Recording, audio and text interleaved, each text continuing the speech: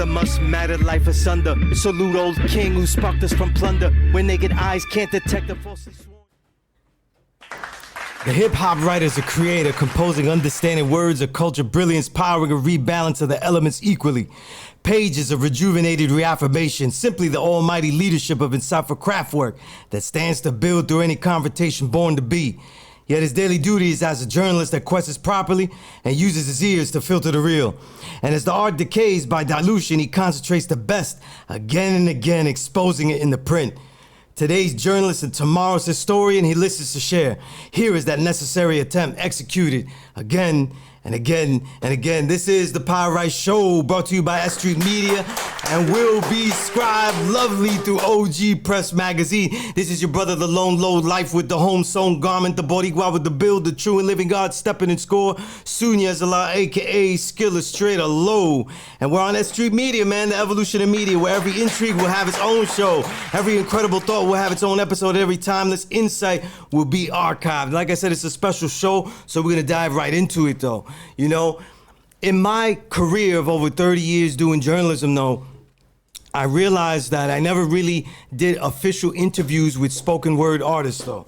So there was one day I was doing analysis of Sky Zoo's work, and I saw that he was promoting a spoken word poet that he was putting on. And I said, let me do the knowledge. Let me see what this is all about. And I was like, I also started to think, man, this is dope. But then I started to think about the tradition, you know, we're in those times where everybody's saying who made hip hop, who invented this, who invented that. They try to take away people's origins. They try to take away the length that a culture takes to develop, though. You know what I mean? Like, it wasn't made in the first party, though. You know what I'm saying? They were still doing the hustle after the first party in Sedgwick. You know what I mean? So when we look at all these kind of things, I was thinking like, yo, man, yeah, you know, the history of spoken word is intertwined in hip hop, because while we was doing all this stuff and we're about the party and we're hype about the party raps, in the very, very beginning, spoken word was on another level, right? My favorite, Miguel Piñera, was already doing Seeking the Cause on drums. He was already on drums. New York Poets was already blowing up. So there's such a mass movement of the spoken word, and there's so much things that you could do with that you can't do when you're locked into the break beat. You know what I mean? So it's a wonderful world on both sides. So I figured, let me go to who's so dope. And this sister that we got here in the cypher today, not only has she been an incredible winning poet, winning slam poet, you know what I'm saying? But has made an album that solidifies the legacy. Years from now, you're gonna look at it as like a beautiful record. It's gonna go back where you could listen to it, you could sit down, listen to it, you could get pensive with it. Man, I was on a train with this for a long time. I missed my stop, everything. I was like, damn, what she said right there, you know what I mean? And then she released a book that goes with it, and I had to get the double piece, you know what I mean? And now we got this great, talented sister, really inspiring, builds with the youth. Man, these are all the things that we're about here at the Power Right Show. We got J. Rose in the cypher. Peace. Peace. Thank you so much for having me. It's an honor. This is really dope.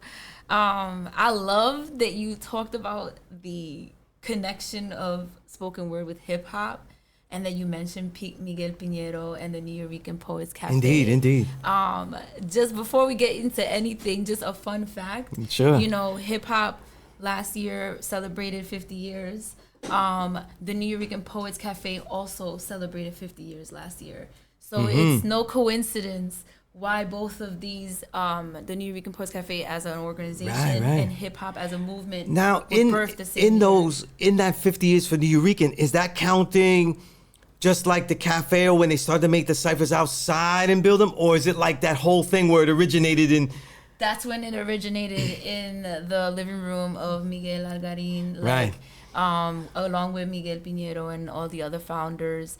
It started with a group of a few of them meeting at his house, sharing poetry in the living room. Then little by little, the room started getting smaller smaller until they got a space. You know, it's I love that you can make that connection right away. Yeah, absolutely. You know what's crazy is a lot of times we always gravitated to Miguel Piñero because he's so hardcore, he's streets. He was in Miami Vice, though. Has the best death ever, just laying his head out in the water. Like, yo, that's you know? But the thing about it was that, like, I don't know, I don't know if I was seeing too much, so I never wrote about it. But I always tell people, it was like, yo, a lot of his cadence and stuff like that was very similar to Raekwon. You know what I mean? And I was like, man, I gotta do more work with that to make that claim and write that whole thing out. Right. But what's interesting is that we always had a legacy of saying, like, they won't listen to us. They may not even care if we speak out, but we got to say it anyway. We got to get together and figure out these words. Right. And I find that powerful. And and I say that to continue on here. Your origins, the people don't really know your origins like that. If they listen to your poetry, they read your poetry, they get the origins. But I always find it interesting for a poet nowadays, especially from, Queens. You saying Queens, and I'm like, big Queens. Wait, she didn't rhyme because, on a lot of the start, the pockets was crazy on the album. The pockets was held. Yeah. So the rhyme abilities is there, So, like, tell us the origins. Like, what got you saying, like, writing out these poems is going to be the thing that allows me to express myself, or even need to express yourself. It was hip hop, like, to real talk. Like, I grew up listening to hip hop.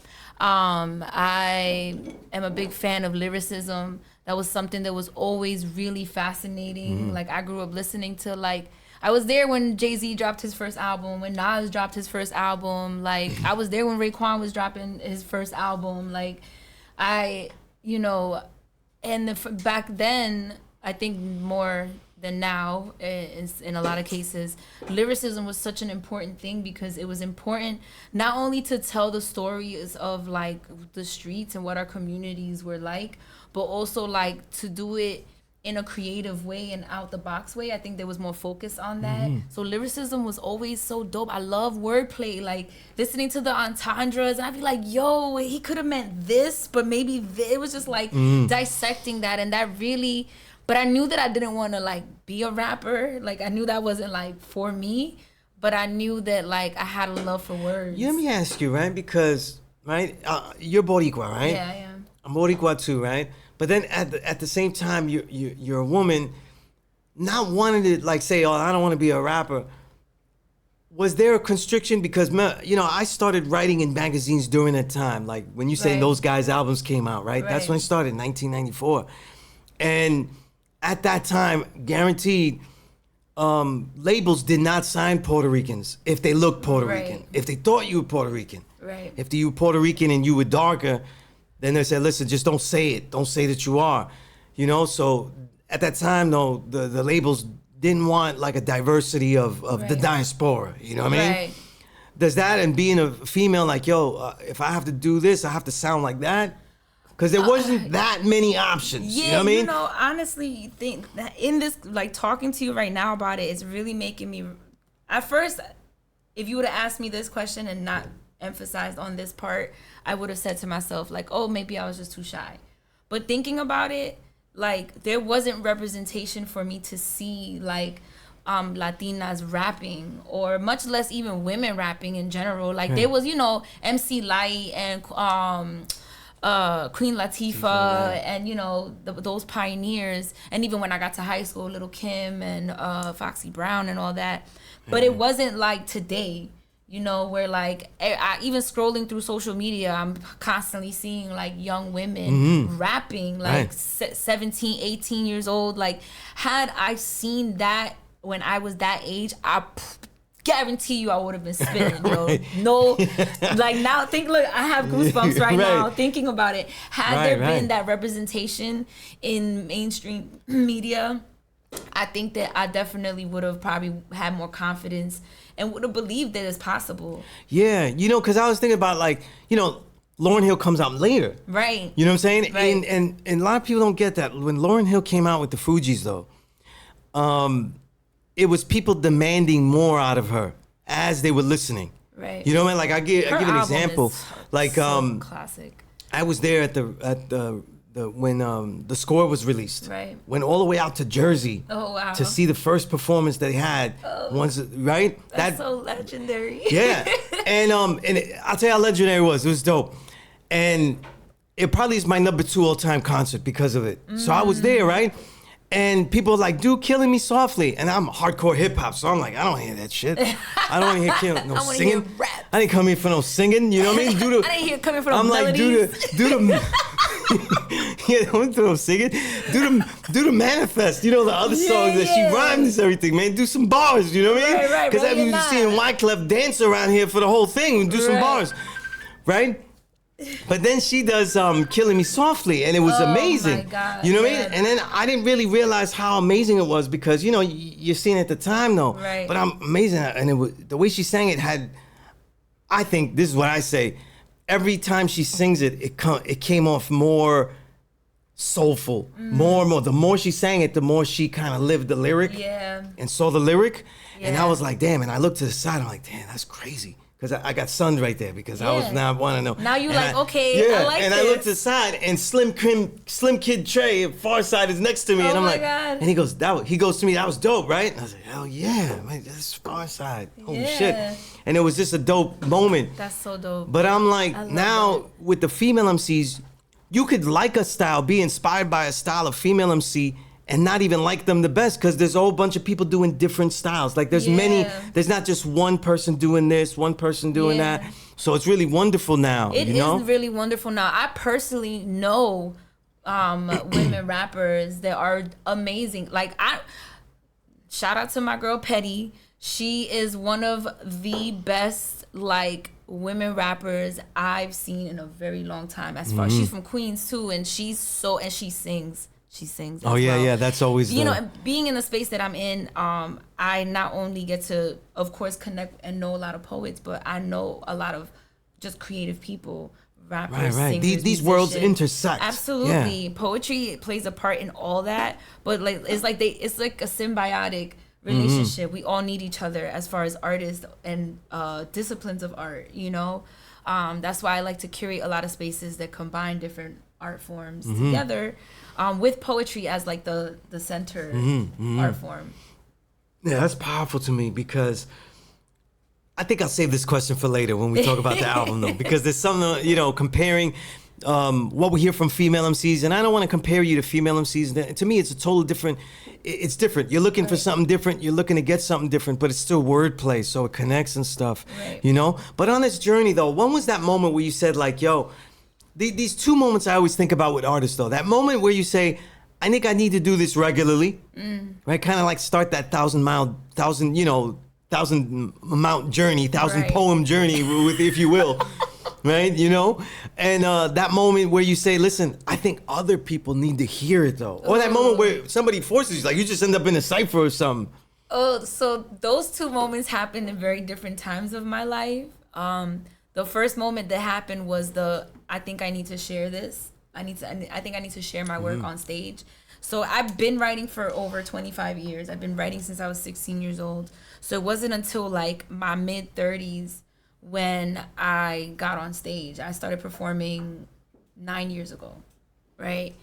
And the moment that made me go to the stage was really me trying to find myself. I felt very lost. I felt like I was living my life for the relationship I was in, for the kids that I had, for the job I was working. Like everything I did revolved around all of that. And there was no, I wasn't creating space for like me. Like, what do I want? What's going to help me feel like I'm thriving and feel like I'm living a purposeful life? And I went through like this really difficult time in my life, and I was just feeling like I need something for me. And it's funny that you mentioned the New York Poets Cafe because that's where I went. That was the first place I ever went to. I sat in that audience. I signed up for the late open mic that they had at the end of the night. It was a poetry slam. And I did the open mic. It was terrible. I was awful. But I felt good that like I let out my words. And people were so like embracing that I went up there scared and still did it. And they were so encouraging for me to get back on stage that I just kept doing it. I just was like, I'm going to just keep trying. And then I started seeing people that I was like, oh my gosh, what am I doing on this stage? Because that was crazy.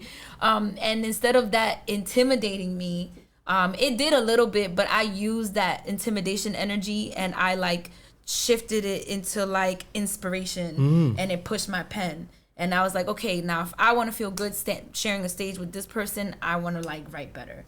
And it started to push my pen, and I started hosting events and holding space for others. And I saw what it was doing to the community. I saw how hurt people were coming on that stage and sharing like their trauma in these poems. And then like how the community just comes together and like lets people not feel like they're not alone. Right. And once I started getting like my footing and as a, I guess, a position in the community as a leader, and I left a real shitty job that treated me like crap. I had this like moment of clarity and realized that my purpose was to do this, to hold space for others, to give people opportunity to heal through the art of spoken word, and help others heal through my words as well, and help myself heal, because sometimes I write some real deep shit that's really vulnerable and about something I went through, and I shared on that stage, and people will come up to me in tears after my set and be like, oh my God, like you spoke to my soul, like that poem. And seeing how like my art helps people like kind of process and feel not alone, like it's really like humbling, I guess I could say, for lack of other words. Like I'm so honored and I feel so grateful that I'm even in a position where people look at me for that. You know? Right. Yeah. I wish I'm trying to be the person that I didn't have in my life when I was like younger. Mm. You know? Right. That, that's powerful, because it's almost twofold that you do it. The artist that's sharing it, somebody to relate to, but also giving that forum for others to do it themselves as well. You know what I'm saying? I find that interesting. I find that very interesting, because most artists, once they realize they're artists, though, and it's okay, right? Right. They have Absolutely. that tunnel vision, and it's like, it's about I want to shine. I'm not thinking about nobody saying. I want to stay. I need a stage. I get it. I totally get it. Yeah. Yeah. But that's not what like the reason. So I was finding myself, and I got on stage to find myself, but the I guess the underlining reason, the root reason, was I decided to host a poetry slam, and I never did a slam before. I never even been to a poetry show in person before. Like I was just like I was sharing poems in social media, not verbally or audio, like written. So I was writing and posting the text of my poems on my page. And then I had a little community of social media poets. And one day I was just like, hey, if I hosted a slam, would any of you like want to compete? And a few people were like, yeah. And I was like, oh, okay, so I'm gonna do it. And then as I started planning the event, I was like, oh, I probably should perform, because I'm hosting. People are probably gonna expect me to share a poem. Right. So I was like, well, let me see what this is like. And because I had never been to a slam before, I went to the New Rican Poets Cafe to kind of see what it was like, because they were having a slam that night. And so that's why it was part of that. So like my journey to be a curator and a platform to hold space for others, and my journey to become an artist myself started at the very same exact time. And they both were moving at the same rate. And then at some point in my life, I took the artistry and put it in the back shelf, and I focused on the platform. And for 4 years, all I mostly focused on was bringing people to my events, curating events, holding space for others, doing art exhibitions with poets, like getting poets paid, like connecting people. People will be like, oh, you know a poet? Yeah, you're going to pay them? Like making sure that like I'm not just plugging people in to do free work. Like just like you would have to pay a musician, or you want to pay a DJ to make your event poppin', you want a poet to come and make your shit poppin' too, they deserve to be paid as well. So I started like creating that standard in the community, like, nah, these poets need to get paid. So that was like my focus for 4.5 years. So I put the artists to the side. The platform in the community was my focus.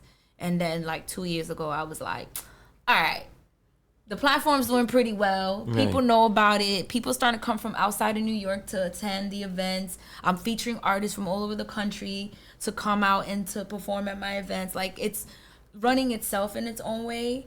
Financially as well, it was like, you know, it got to a point where I'm not coming out the pocket every month, you know, where like it gets like that when you're first starting something like this. You want to build for the community, but that shit ain't free. You know what I'm saying? And sometimes it's hard to get that funding. And yeah, when everything kind of was like running on its own, I was like, you know what? I gotta remind people that I do this. And I hit the road. I was like, we outside. Now, at that moment, is this what leads to this album and book? 1,000%. Okay. You know, I got to preface, though, because the album is what we heard first. And that comes through, what was it, Sky Zoo's. First Generation Rich. First Generation Rich. By Peace to Sky Zoo, man. Shout out to Sky. I say, great brother. Only in the times that we built, I just want to say he goes above and beyond. Like, damn, I only built with the brother a few times, though, and he does things that's way beyond. You know what I mean? And one of the great MCs of this generation. Really what I call essential to this invisible Renaissance era, I call it. You know what I mean? It is not as invisible as you think. I see it. No. We're in it, though. That's why. That's why. But when I write about it, it's invisible to people out there. You know what I mean? Like, that's why I started calling it the Invisible Renaissance. I started calling it that around 2012, 13. You know what I mean? And all the books we had, you know, they all come out like that. But I love it. Peace to Sky Zoo. Yes, you know, big fan right one of the great MCs. And you know what's funny is that he also has a very spoken like word approach though to where he writes. Though. Right. He writes stuff with a million entendres though. We had him here. When we was building, he was like, oh yeah. Oh, also he's like stopping. Oh yeah, there's also another entendre in there. I'm like, oh okay, I was on the next lyric. I know you were like, okay. He be throwing like 5 of them in there. We went through like 4 already. I know. I know. So it's like. He definitely is the one that could appreciate something that someone like you were doing. Yeah. You know, but what was the approach though? How did he approach? He was like, yo, I'm doing this thing. Listen, he's always been a fan of my poetry. So he's always been like encouraging me to like push myself to get it out. And then when I started performing more and traveling and really focusing back on myself as an artist and putting my name out there more, he hit me up and was just like, yo, whenever you ready to make that album, like, just know I got you. And I was like, me? Like, really? Like, he was like, he's like, yo, your pen is crazy. And I'm like, I was so like, oh my gosh, like, you know, for somebody who you admire their pen, you know, and you really look up to it and you're like, wow, this person's such a gifted writer. Because, you know, he doesn't just write his own music. He's, you know, a ghostwriter. Yeah, he be ghostwriting. So he writes for a lot of other people. Yeah, he probably wrote some shit I hate though. I know, you know. Listen, it's part of the job. But, you know, he's also writes for like commercial, in commercial industry and commercialized writing. So like, I'm like, for somebody who's doing so much with their writing skills, I really, really admire that. And I'm like, you know, for him to look at me and be like, yo, what's up? You need to drop this album? Like, and he was like, no rush. He wasn't like, you know, he wasn't like pressing me. But then, you know, when I started to travel more, people were like coming up to me and they was like, do you have a book? Where can I listen to your poetry? And I'm like, right here on stage where you just heard me. Right, I didn't have anything to give them. And I started realizing there was and even though I knew it, but I didn't believe in myself enough to think that the demand would happen for me. But when I started to see that there was a demand for my art, either in book form or album form, I was like, I guess I have to do an album and a book. And, you know, last year I let him know, I hit up Sky and I was like, listen, I have a big event that I'm doing in October, but after the event is done, I'm ready to get in the studio. And he was like, all right, so maybe like the end of October, I hit him up and I was like, okay. He connected me with a couple different studios. I went and, you know, vetted them, checked them out, see if it would work, because I knew that I wanted to record with a band. So I needed a studio that could like be equipped for that, you know. And I found one of the ones he recommended was Mark Matter, who's dope ass engineer, and he has producer and all that. he has a recording studio in Astoria, Queens, where I grew up. Okay. Like, that's my name. When I tell you the studio is literally around the corner from my elementary school, like, if I stood on the roof of the house, I could see my elementary school. Man. So to come full circle to where the writer first learned how to write, to like record this album around the corner, it was a nice full circle. It felt so like divine. Like, the timing just felt so right. You know, and although the process of putting a project like that, it could be stressful, right? Because the creative process for anything can be stressful. Publishing a book, doing an album, no matter how stressful it got, it just still felt right. Like, I'm doing the right thing. It never once did I feel like I may have bitten more off than I could chew. Like, it felt right. The timing just felt right for everything. And it took us like 3 months to record the album. So are these poems, this is the question I have, the main question I'm very curious about. All the poems that are on the album are in the book and more. Correct. Were the poems that are on the album, were they written for these tracks, or you found tracks molded around the way that you would perform it? So everything on the album and everything in the book has been written already for years. Okay. The book has about 15 years worth of my poetry in there. The album ranges from like the last, I would say, 9 years. Okay. The album is full of all just performance. The intention before I wrote those poems were for the stage. So all the album poems are my stage poems. And the music, I have to be honest, I have a few different producers that I got some beats from on the album. Sky helped me with a couple beats as well. And then I had a couple friends that are, you know, they're not in a band, but, you know, we made a band. we joke around and say J. Rose and the Thorns. So shout out to the Thorns, the unofficial Thorns. So they use their magical music minds, because I can't make music. I could listen to it and tell you if it's good. I can't make it though. Right. Like, it was just them getting. We did rehearsals at the studio a couple times before we went and recorded. So like. So you would like kind of perform this poem for them so they could see what needs to be done. Absolutely. And I'm actually really comfortable with performing with bands. For years now, I've always like, if I show up to an event and there's a band there, and I'll be like, you guys want to play while I do a poem? And they'll be like, yeah. You know, I never even met them. They never heard my shit before.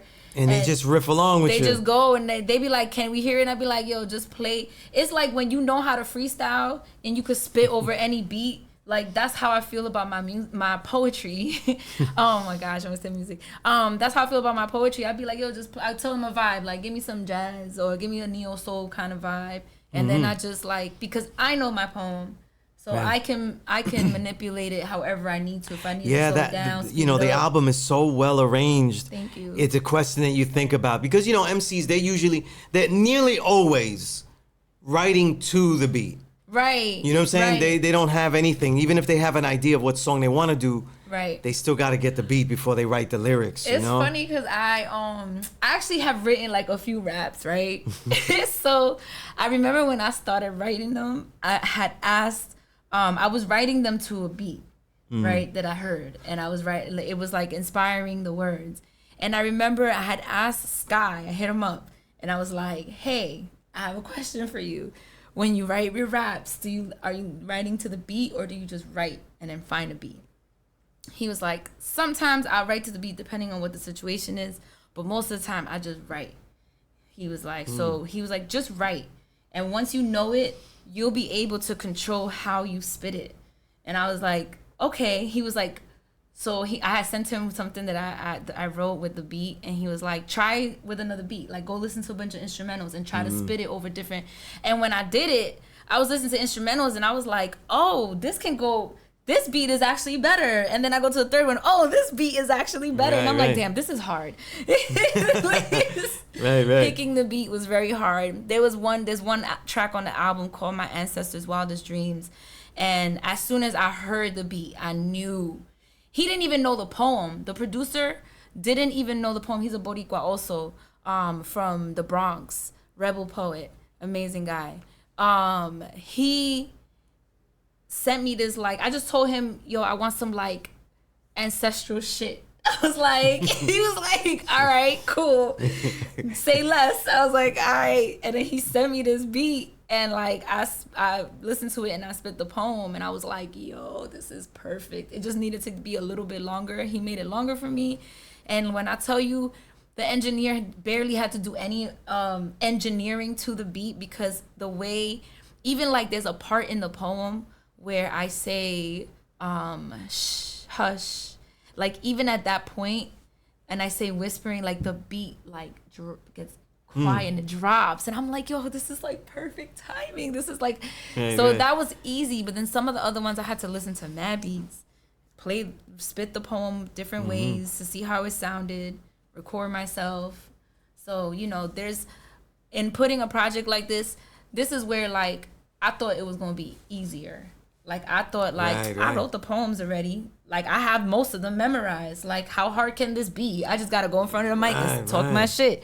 That's not how it worked, you know, because there was so much other elements involved in the production of each track. You know, there's only one poem in there that doesn't have any type of sound with it, whether it's music. All the other poems have either music, like beats, or live instruments, or like ambient, some type of ambient sound in the background, like writing or street sounds or whatever. I was really, really intentional with like the sonic experience that people were gonna have when they listen to the album. And I think that's why like Sky was very like trusting in like me taking the lead of my project, even though he's been doing this forever. And, you know, being the executive producer, like he didn't have to like micromanage the production of this album. He was like, I'm gonna support you if you have whatever. And then when I got time where I didn't know how to make a certain decision, or if I did make a decision, be like, what do you think about this? He would give me his feedback if he wanted something to change. Like even the intro, we did one intro. I wasn't crazy about it, and I was kind of like gonna just go with it because it was a deadline that I needed to meet. But Sky pulled through and was like, nah, I got you. And he produced the intro track. And I love my intro track. It's so dope. And I almost want to say like it's so hip hop, but it's like but it's spoken word. So it's like I really love it. So I was really grateful that I had his guidance, but also like I had to learn to trust myself in the decisions that I'm making with my art, you know, and not to overthink it, because you could be stuck. That'll keep you from producing anything if you're just overthinking every move. You know what I find about the spoken word in a lot of ways and stuff, and then, you know, targeting it toward, let's say, women, is and I can only compare it to hip hop, you know, and everybody knows the way that I cover hip hop. I'm listening to at least 500 albums a year, right? Oh, so if I said I heard everything, and you got to be really good to get one by me, you know what I mean? And if you got one by me, that's okay. My average is pretty good. That's a good average.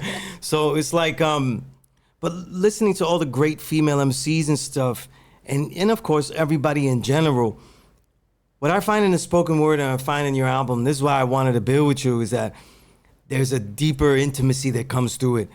Whether it's in the book form, reading the book, or it's sitting down and listening to the album, or it's even watching performances of you, there's an intimacy that you catch on stage that I'm like, yo, she's really just out there all alone. Like, it really feels all alone out there. Like, yo, she said all this. She's saying all this here. It's very intense. So even though I was reading the book, I read really fast. I was like, nah, I'm gonna take a breather with this. I'm gonna put this thing aside, you know what I mean? Absorb how it must have felt when she was doing all this. And what's amazing, and this is what, the intimacy of the stage is caught really well in the book. And it's almost like a... wow, thank you. It's caught in the album, but when I was thinking, like, is it caught in the album? I said, listen, there's a diary effect in all of your poetry. It really has a diary effect. It feels like we're thumbing through something we shouldn't be listening to, like, reading. Oh my gosh, like, I can't believe it. Yeah. And... you know, tell us about making this, because there's levels of intimacy that you have to reach on each of these things. And I'll keep it real, the artists that I've met that spit like this, they throw like this, there's a heavy drain on them. There's things that they have to do. You know what I'm saying? Mm-hmm. So I just talk about these things, you know? I mean, I wanted the album to, be the title, Pieces of My Crumbled Thoughts. Even though my social media, like, that's my social media, my crumbled thoughts. And I figured it'll be easy for people to recognize that. Right. That title has always been in my mind. Before I even thought about doing an album or a book, I always was like, I don't really want to publish a book, but if I do, this will be the title. And I wanted the project to encompass all these different aspects of my life. I didn't want it to be too heavy on like trauma, but I did share some very vulnerable pieces on there. Also, like, I don't have a lot of, not that I don't have, there's more of those in the book. Like socially aware albums, or should I poems like about social injustice and things like that. I have pieces like that, but I didn't want the album to just be like this like trauma bucket. Okay. Because I feel like that's the like stereotype that a lot of people expect from like spoken word artists, especially in the slam culture. Everyone's just expecting that a good poem is going to be something that's extremely traumatic. And like, although there's a whole chapter in the book called Trauma Unit. It's right. Yeah, you gave us a warning. But there's a warning, like, if you don't want to be triggered, just go to the next chapter. You know what I mean? I can't do that with the album too much. You know what I'm saying? Right. Without throwing off the vibe and be like, excuse me, this is a public service announcement. Yeah. You know, the next song might be triggering. Nah, I'm not doing that. You know, so I had to be really careful with what I put in the album. But I really wanted to tell, like, I want people to see why I'm the way I am, I guess. I want them to see what I've been through as a woman, what I've been through as a mother, what I've been through as a poet, what I've been through as a human being in general. And, it, you know, there's love in there. There's heartbreak. There's spice, you know. There's homage to my ancestors, you know. So it's a little bit of like past, present. And then the way the album ends is with this eulogy poem where I'm like putting everything to rest. It was, you know, just purging. So these two projects were like a full-blown purge for me. Just putting it all out there. And surprisingly, what that did for me, it inspired me. And I've written like, I'm in the middle of probably writing like 6 poems right now. I just finished 2 of them. It's like I got it all out. You know what I mean? It's all been like penned up. And I just got it all, like, no pun intended, or maybe, you know, and I let it all out. And this is, you know, especially the book, like, it's so funny. Like, my dad keeps asking me for a copy of the book, and I'm like, I don't know if I want him to know me like that, you know? But it's crazy that I'm allowing the whole world, the rest of the world, to get to know me like that. Right. You know? Well, I'll say this. It's interesting that one of your parents even want to read your book stuff, you know? I mean, you know, and I you know, and that's like, that's why I'm so torn about it, because my dad like isn't like the type of dad that shows up to my events or congratulates me for things or tells me that he's proud of me. Like, I don't have that type of relationship with my dad. So, you know, as you can, you know, the poem, there's a poem in there and on the album that talks about my relationship with my dad. And, you know, so for him to be like, I want a copy of your book, there's a part of me that's like, oh my gosh, yay, my dad wants to, like, you know, embrace this accomplishment. And then the other side of me is like, yeah, but he can't know you like that. He can't know you like that. You know, from the trauma poems to the spicy poems to, you know what I mean? Like, between those 2 chapters, I'm like, you know, like, I've already come to peace with whatever his opinion of me is. And now putting the book in his hands now is like reopening that chapter that I've already put to rest. Well, then he's gonna have to buy it off Amazon. You know what I'm saying? Without the That rose, link is in the bio. Check my website. Well, the Pieces of My Crumbled Thoughts, it's such a great title. It's dope. You know what I mean? Thank you. Because it also, what's dope about the title is that you could do anything with that. Right. You could say anything with that. What you thought? It was the crumbled thoughts. I just put it, you know what I mean? Yeah, all the things in my head in pieces. And since we're on the Queens thing, it reminds me of the Nas song. What was the Alchemist produced song that he did? I forgot that. Where he's just looking through his notebook. You know what I mean? The pages. Yeah. Where he's like, I'm in the And he pages just, of my he's just throwing through different verses. And all you hear is, he's crumbling them up. And yeah. I think that was I love that. I love that song. I remember driving. That was the Godson album. I forgot the name of the song. I remember coming home from a wedding with my dad in the car, and the song was playing in the radio. I was drunk, and he's driving. I'm like, do you hear what he's saying, Dad? I'm breaking down rap lyrics, and my dad's just like, this bitch is drunk. I was just like, yo. It was that song. Well, tell me about the making of the actual book. Making a book is different. But as far as the books I've seen, it's beautifully laid out. It's not just beautiful on the outside. It's beautifully laid out. Every page is pretty. The page number's pretty. It has these little aphorisms, these little things on the side, like these little mantras, affirmations. Yes, you know what I mean? It's got little, it's got pictures, you know what I'm saying? It's got different highlights, emphasis.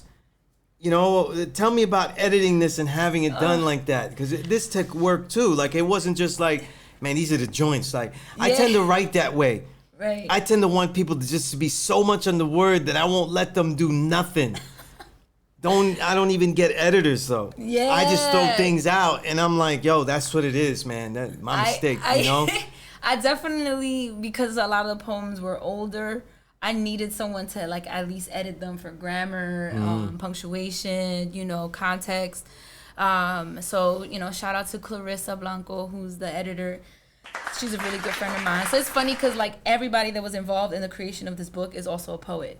So she's a poet. Oh, they would understand what you. So she's a poet and she's a singer, songwriter. The guy who designed the cover, his name is Bless the Child. He's also a poet as well. So she helped me with the editing, helped me, and I also have a little bit of skills with graphic design, basic skills. I'm not out here just making all types of stuff, but I have very basic graphic design.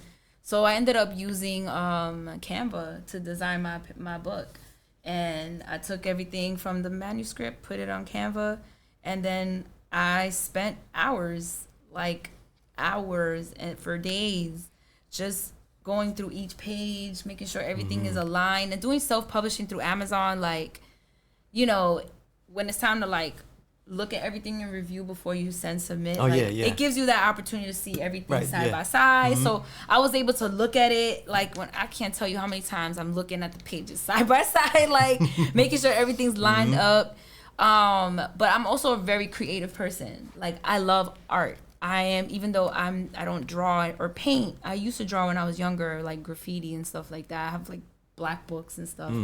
But I always love art. So I wanted to, this book is really just me self-expression, my self-expression in book form.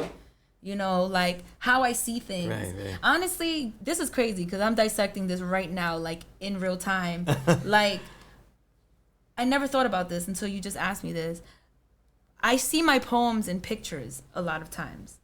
When I'm thinking of concepts and what I want to write, I see the poem developing in pictures and videos, right? Visually in my head, and then I write it down. So I guess that's why I'm a very vivid writer. So I feel I'm showing how I picture my words. You know what I mean? Right. I want it to be an experience. The affirmations is just something that I thought about because I wanted so the album has affirmations at the end of them. Right. Every track has an affirmation at the end that leads to the next track.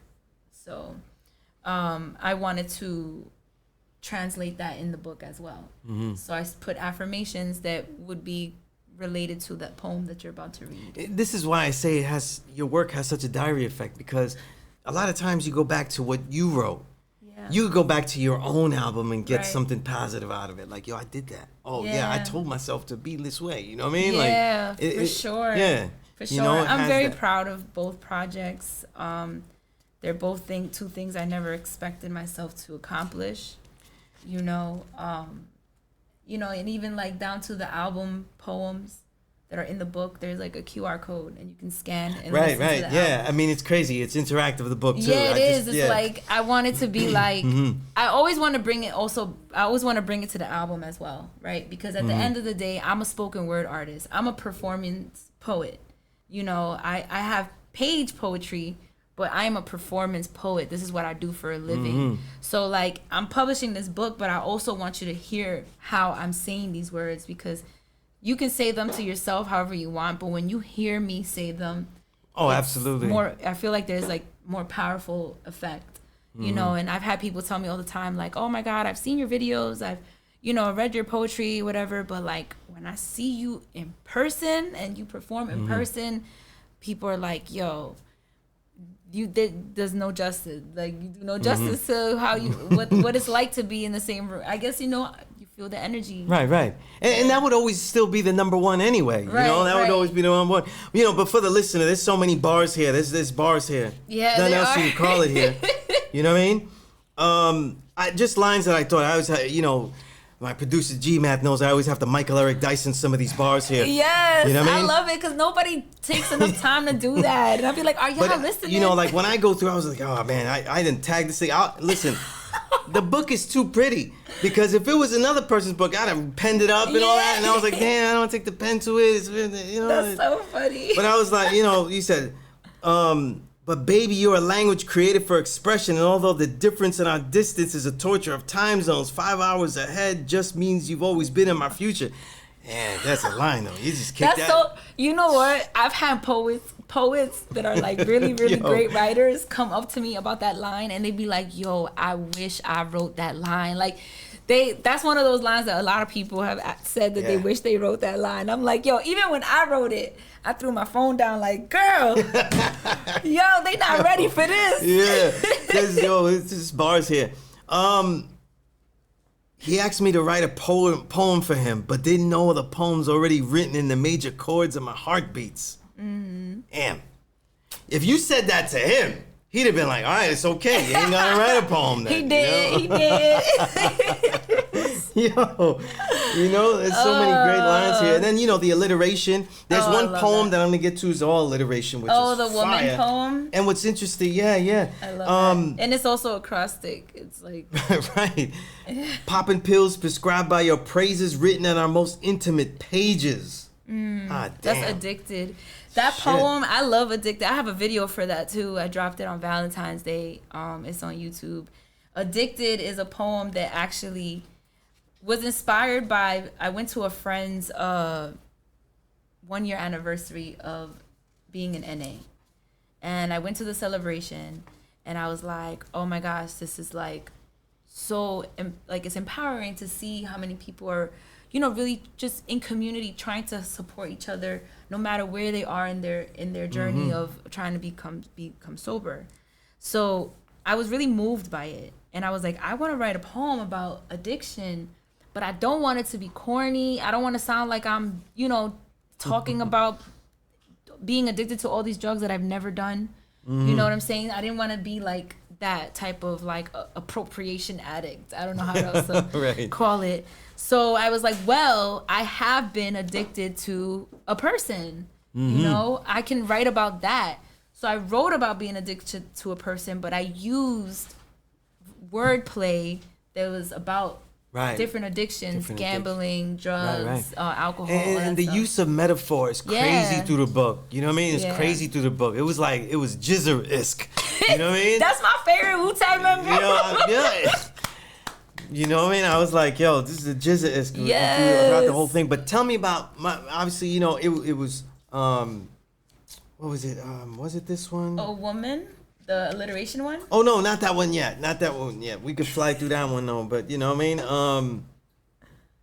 I just want to throw some bars out here. I I just love the wordplay here, like the idea of that concept, because it takes you deep in the mind. Where he was like, "There's a poem I haven't thought about writing yet." I say that because to think of the words I write would require me to unzip the scars from my wrist. The whole poem is incredible.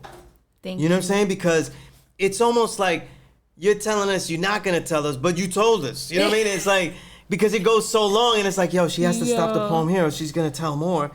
And she keeps going, and then she That's really on the did. album. And it's like it really is the crumbled thoughts. Like it really follows that dictum, that theme, and it's such a it's a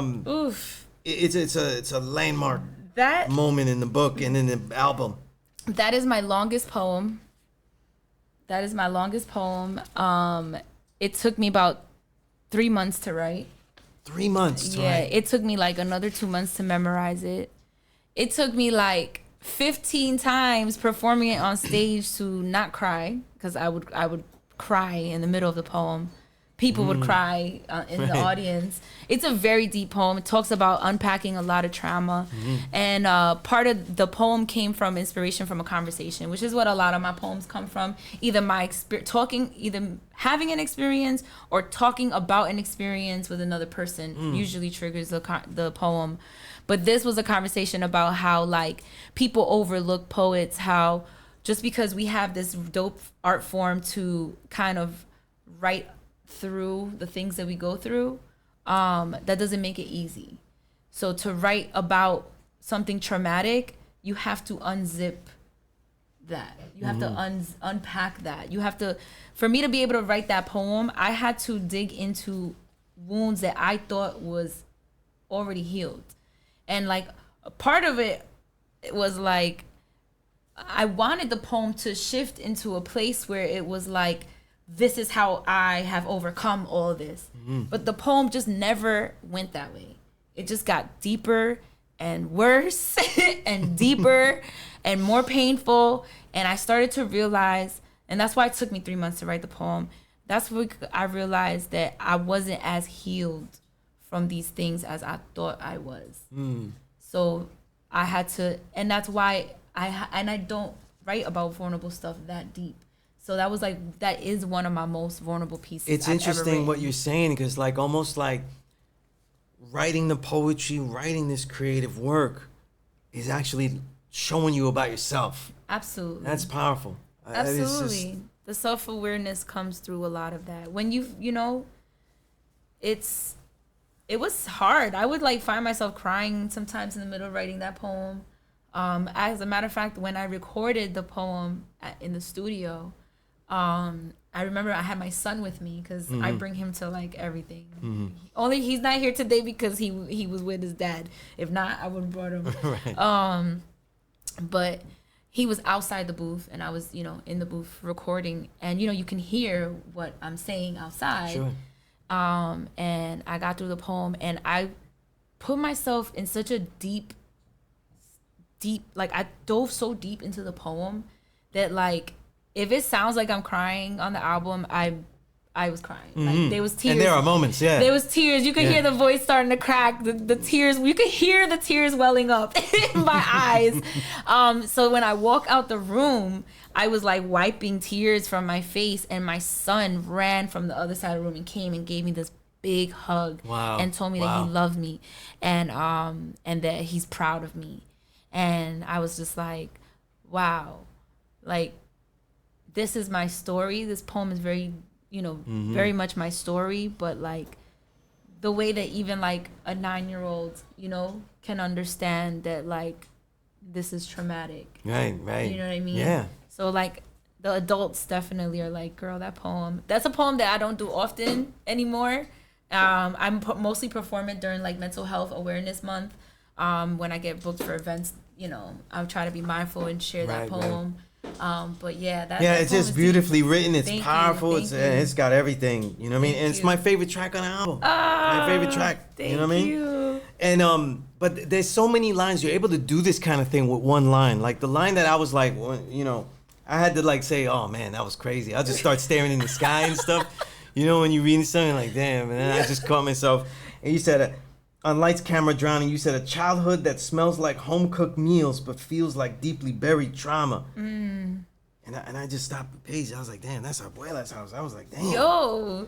I was like, yo, all the things, the gunshot, everything that used to happen there, but that's where we was going. That's where we was going. It was just like, I was like, yo, one sentence, like you had all the love and the horrors all in one sentence, though, and it's just concentrated, like, it's a dope sentence. Thank you. I was like, that's how a lot of us grew up, though.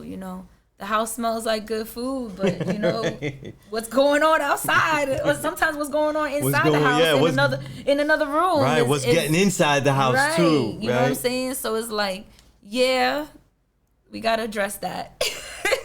One thing that makes the book so powerful, the album so powerful, is a lot of your poem though will also sweep into this declarative mode, whether you declare things like, this is going to be it. This is, you know what I mean? Yeah.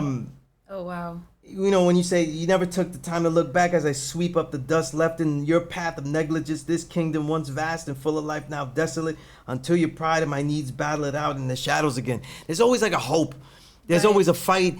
It's Warrior S, this kind of stuff I love to write, you know what I mean? Yes. And it's just, it's what made the book very, it doesn't have to be positive. You could write, I've read stuff that, man, that shit is like, I gotta go watch cartoons after, like, you gotta watch a cartoon after, like, that's just, it was dope. I know. But I'm like, I watch a cartoon after this or something, go back to childhood, watch He-Man or something.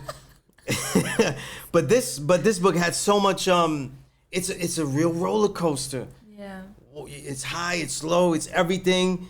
And I really go through it, technically for the listeners and everything, everybody knows I go through it, the Michael Eric Dyson, because I like people to know the bars, the skill sets. Like, we're just having somebody here crying on stage. We got somebody that really has like real lyrics, real poetry, you know what I'm saying? That survives the page. Like, I love reading, you know what I'm saying? So the poetry has to survive the page.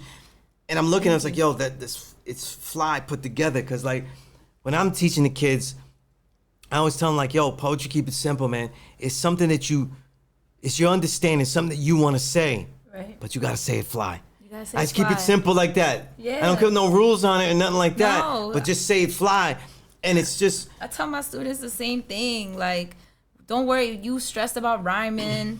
Like, you stressed... Like, yes, granted, I have some pretty solid rhyme schemes in there, but that's because I'm a big hip-hop head. That's what inspires my writing.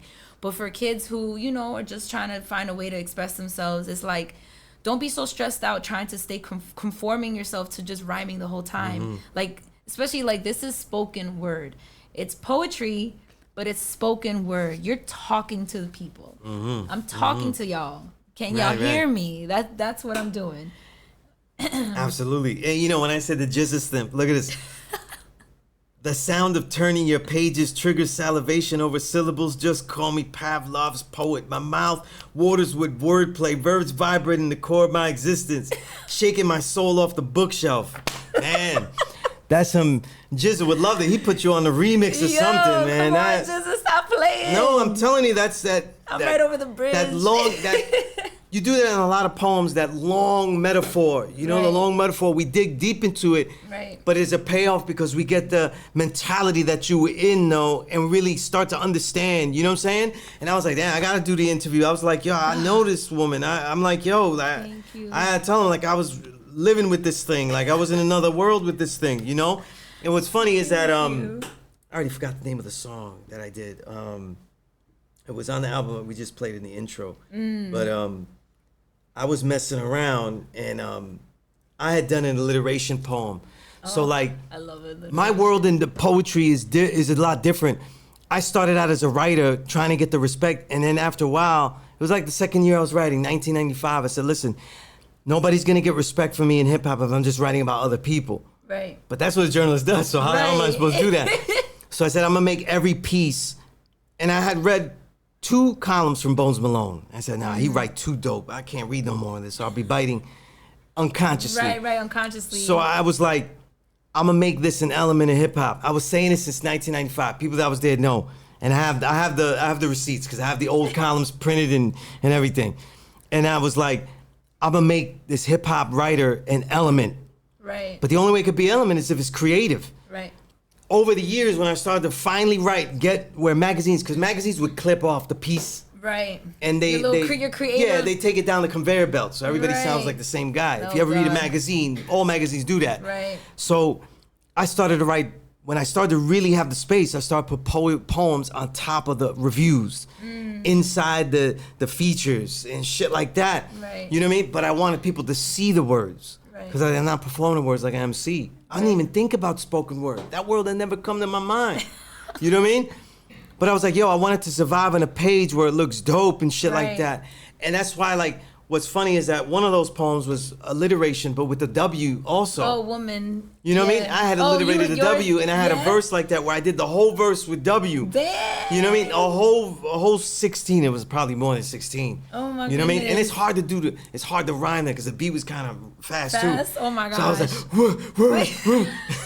By the end, I was like woofing through it. Like your mouth starts to like get cramped up. And, and I already done too many takes. I was like, nah, man, the guy that's gonna get this one, this is gonna be the last one, man.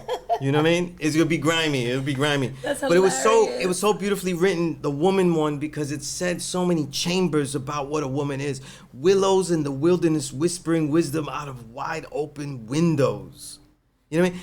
Talk about making abuela looking out the window sound dope. Right, you know what I mean? Because she's not just being, nosy, but she really has like wisdom. Like she really has insights. She really is seeing everything in a different way. Like there was so many things, like the opulence of orchestrated orchids openly orbiting over stars on Orion's belt. There's so much beauty in the poetry. Hearing someone else read it, I'm like, that sounds so beautiful.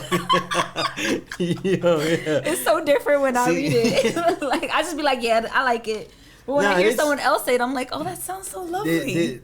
This was so dope. And even like the root to split in, you know what I'm saying? That's one of my favorite tracks on the album. Because us men know we don't always, we usually don't. It takes us a long time to understand what a woman's life is through their hair. You know what I mean? I learned it. I didn't even learn it from my parents or my older sister. I learned it with my oldest daughter. Right, as a dad. You know what I'm saying? And seeing for sure. how that was her character, how that was all that. You know what I mean? And then I didn't see it. I was like, yo, you just get something fly, and if you like it and it's good, like, we get a cut. And it was like, even when I was training Kung Fu, I had hair all the way down to my back. You know what I mean? Because we did everything like the Kung Fu movies. Yeah. But I still didn't see the mentality about the hair and everything like that. For you. I didn't see it that way. Right. It was just expressing Kung Fu. Like we just doing that. You know what I mean? Yeah. It's so much deeper in a lot of levels. My journey with my hair has definitely been a long, long one. I like even now talking to you, like I'm having this flashback of a memory that I haven't thought about this memory in a long time. I remember being like, maybe like late elementary school or maybe junior high school. I was a little bit older. I was in junior high school and I was with my older brother and he saw like a girl walking by and he was like, oh wow, she's so pretty. She has such beautiful hair. And I was like, guys, look at that. And he was like, yeah. And I was like, oh. And I was just like, damn, my hair always looks crazy. So it like, because and I'm actually in the middle of writing a poem about this, just this identity issue that exists in like the Caribbean, especially, community, culture, because there's this like, I don't want to identify as Afro or part of the diaspora. I'd rather identify more as white. So like my mother's real light skinned, my father's darker, and so but my mom didn't know how to deal with my kind of hair. Like she had very different hair than me. She comes from like more Taino Indian, like straighter hair. Real straight. Right, yeah. where like my father has obviously African roots. So I struggled with learning about my hair because I didn't know how to take care of it. And it wasn't until like my mom used to straighten my hair when I was a kid. I didn't even know that I had curly hair. Like I had no idea my hair was like this till I was like 10 years old. Wow. I was like 10. No, I was like 12. I remember I was in junior high school and I went to my cousin's hair salon and she was going to do like a wash and set, wash it and straighten it. And she washed it And she was like, why you never leave it like that? And I was like, it stays like this? she was like, yes, this is your hair. You're thinking it's gonna get straightened. Like, I just didn't know. Mm-hmm. And I was just like, oh my God. So I went on this journey by myself, trying to figure out what to do with it. I hated my hair for a long time, even after that, because I wanted it to be straight. You know, my mom would tell me que yo tengo pelo malo, right? Mm-hmm. Just because it's curly, all of a sudden it's pelo malo, bad hair. And that poem, Root to Split End, is about like identifying what happened to my ancestors, like, and why I look the way I look, mm-hmm. because of what happened to my ancestors. Like, you know, from my hair to my complexion. And the poem that I'm writing now is more about like that. You're gonna love that. I'm gonna read it to you when we finish, when we're off camera. Okay. But like that identity issue, mm-hmm. not necessarily like that my mom has or tried to impose on me, indoctrinate into me, but also like why she's like that, right? You know, what other information has been passed down to her to make her think that it's better to identify with white culture than to like embrace the Afro-Caribbean roots that we have, you mm-hmm. know? And that journey, I walked that journey through my hair. Like, that's how I've been able to like process and acknowledge. Go back. Yeah, right. That's powerful. Back. That's powerful. Yeah. You know what I mean? And it's very similar to my oldest daughter, so that I can't wait to give her this book. You know, I haven't shared it yet. I'm holding it because I need it. You know what I mean? I need it. I've been studying it. You know what I'm saying? But it's such a complete book. So many things we talked about. The album, Pieces of My Crumbled Thoughts, same title for the book by J. Rose. This incredible work. Listen, I've already heard about 180 albums already. Dang. And it's still up there, a favorite. Oh, thank you. The book is great. The book is great. These are wonderful capsules. And it's wonderful that you have a capsule of proof of the greatness that you've had in your career already. Right. The excellence that you had, like, you know, now you got it as a product and stuff, you know what I mean? And if you get it from her, you're going to get it nice smelling. I got my Amazon. You can get it on my website. You know, warehouse box copy. Smell like the warehouse. Yes. But you can get it from her straight up. Go to her Instagram, you know what I'm saying? Yeah. And let's get that exact Instagram. Yeah. It's my_crumbled_thoughts. You know what I mean? Don't spell it hip hop. Spell it correctly, okay? Yes. Don't be KRUM. No. Spell it correctly. My_crumbled_thoughts. Go to Everything J Rose. The letter J. everythingjrose.bandcamp.com. Get that money out there. Support the Bandcamp. You know what I'm saying? Support the Bandcamp. The album is streaming everywhere, so you know right. You can get it on Apple Music and Spotify and all that other stuff. The book is on my website or on Amazon. Absolutely. So yeah. Excellent work. Thank you so much, J Rose. This is so peace. Thank you so much. This is so dope. And with that said, you know what I mean? For Sunez, everybody here at S.STREET Media, for the great J Rose, there's another Power Rise show. Never respect fake broadcast. Peace.